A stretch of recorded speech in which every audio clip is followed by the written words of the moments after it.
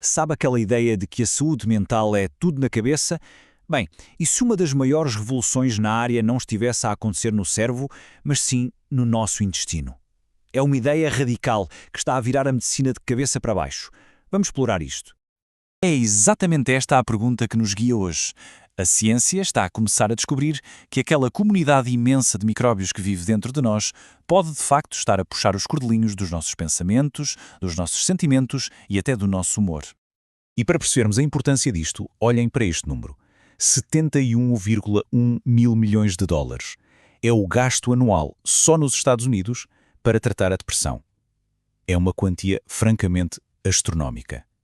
Fica mais do que claro que são precisas novas abordagens. E talvez a resposta esteja mesmo num lugar que nunca tínhamos pensado em procurar.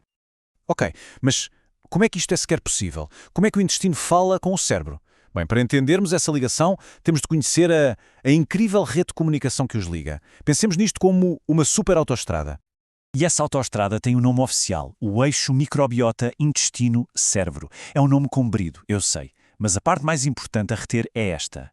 É uma comunicação bidirecional, uma via de dois sentidos. Não é só o cérebro a mandar ordens para baixo. O intestino e os seus bilhões de micróbios estão constantemente a enviar mensagens, a conversar de volta com o cérebro.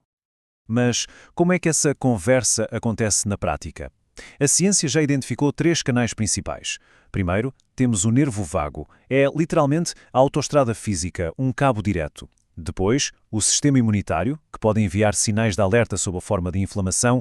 E, por fim, os mensageiros químicos, que são basicamente moléculas produzidas pelas próprias bactérias que conseguem viajar pelo corpo e chegar ao cérebro. Certo. Se essa ligação existe, a pergunta óbvia é: será que podemos usá-la a nosso favor? Será que podemos hackear este sistema? Os investigadores já começaram a testar isto, a ver se conseguem influenciar o humor ao intervir diretamente no intestino. Vamos espreitar o que as evidências dizem sobre 3 dos suplementos mais promissores. Vamos começar com os ômega 3. Já todos ouvimos falar deles, certo? Bem, uma meta-análise, que é basicamente um super estudo que junta os resultados de muitos outros, mostra que eles podem mesmo ajudar. Mas, atenção, há um detalhe crucial aqui. Não é qualquer ômega 3. A investigação aponta que um componente específico, o EPA, é o mais importante. E quanto maior a dose de EPA, melhores parecem ser os resultados. A seguir, a vitamina D. Mais uma vez, os estudos mostram um efeito positivo, mas o que me pareceu mais interessante aqui é a variedade na duração dos tratamentos. Olhem para isto, de 8 semanas até 2 anos. Isto pode querer dizer que os benefícios talvez se acumulem ao longo do tempo. E claro, não podemos deixar de falar dos probióticos, as famosas bactérias boas. Aqui, a investigação foca-se sobretudo em 2 famílias principais, Lactobacillus e Bifidobacterium. E sim, os resultados sugerem que adicionar estas estirpes específicas à dieta pode de facto ajudar a aliviar os sintomas depressivos. Ok, mas como é que isto funciona exatamente? A ideia de que umas bactérias no intestino podem alterar o nosso humor parece algo saído de um filme de ficção científica, não parece? Então, vamos fazer um zoom in. Vamos ver mais de perto como é que a ciência está a desvendar este mistério. Então, vamos apresentar o nosso primeiro suspeito nesta investigação. Uma molécula chamada ácido homovanílico, ou HVA para ser o mais fácil. Ora, o HVA é um subproduto da dopamina, sim, o famoso neurotransmissor do prazer e da motivação. E os cientistas descobriram uma coisa fascinante sobre ele. E a ligação é esta, e é incrível. Primeiro, pessoas com depressão tendem a ter níveis mais baixos de HVA. Segundo, acontece que certas bactérias do intestino, como a Bifidobacterium longum, conseguem produzir esta mesma molécula. E terceiro, a prova final. Em estudos com animais, quando lhes deram HVA diretamente ou a própria bactéria que o produz, os sintomas depressivos aliviaram. É uma ligação quase direta. Bactéria produz químico que altera o comportamento. Incrível. E não estamos a falar só de químicos. Olhem para este gráfico. Isto é uma medição física, real, da atividade do nervo vago, aquela tal autoestrada. O valor que estão a ver, o RMSD, é basicamente o indicador de quão bem essa autoestrada está a funcionar. E o resultado é claro. Após 3 meses, os pacientes que tomaram probióticos tinham uma função do nervo vago significativamente melhor do que o grupo placebo. Isto não é um sentimento, é uma mudança física, mensurável. Até agora, tudo isto parece absolutamente fascinante, certo? Mas, como em qualquer área da ciência que está a despontar, é crucial mantermos os pés na terra. Temos de separar o que é promissor daquilo que já está provado. Vamos então fazer esse balanço e ver o que a ciência diz no seu todo. De um lado da balança, temos a promessa, o potencial. reduzir sintomas, modular a atividade do cérebro, servir como um excelente complemento às terapias que já existem.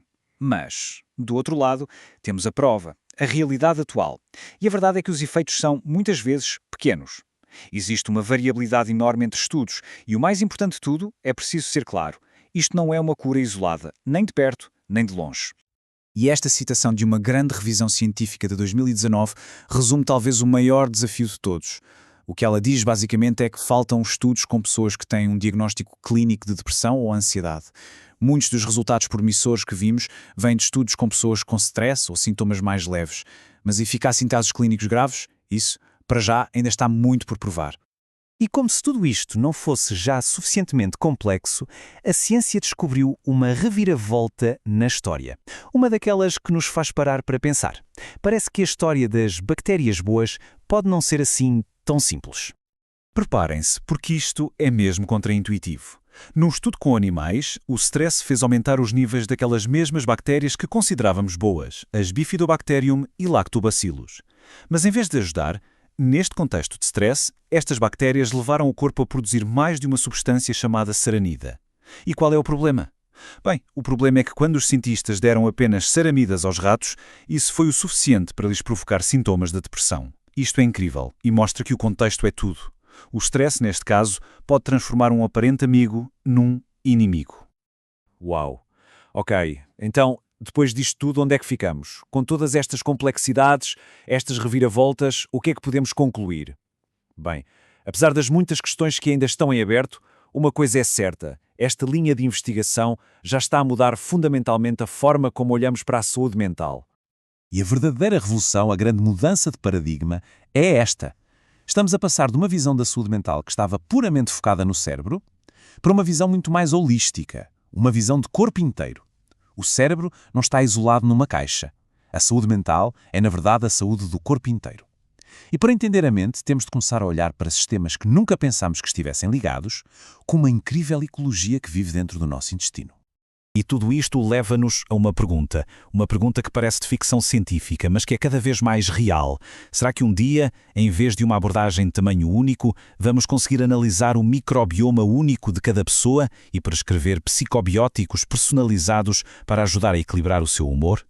A ciência ainda não chegou a esse ponto, claro, mas esta possibilidade está, sem dúvida, a abrir uma das fronteiras mais fascinantes e promissoras da medicina e da saúde mental.